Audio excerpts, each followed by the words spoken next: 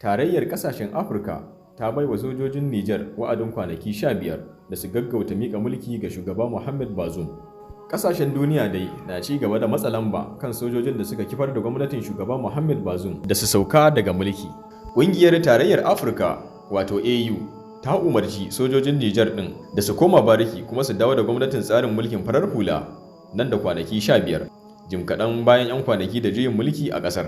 Kwamitin Tsaro da Zaman Lafiya na Tarayyar Afirka ya buƙaci jami'an soji da su yi gaggawar komawa bariki ba tare da wani sharaɗi ba, sannan su dawo da gwamnatin tsarin mulki na farar hula nan da kwanaki 15, a cewar sanarwar da suka fitar a ranar Juma'a.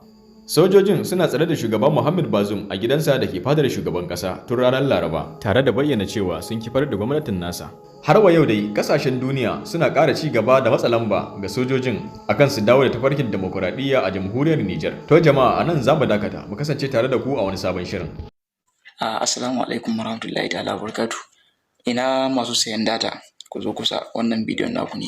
Ina masu su sayi data mai sauƙi, to ku ziyarci wannan application namu mai suna Sauƙi Data. Shi sunansa kenan ma sauƙi, domin sayan data mai bala'in sauƙi kenan. Sai ku je ku sauke wannan manhaja mai suna Sauƙi Data domin more sayan data, don mai buƙatar ya sayi data mai inganci, data mai ƙarko, sannan kuma ba tare da ɓacin network ko delay network ba.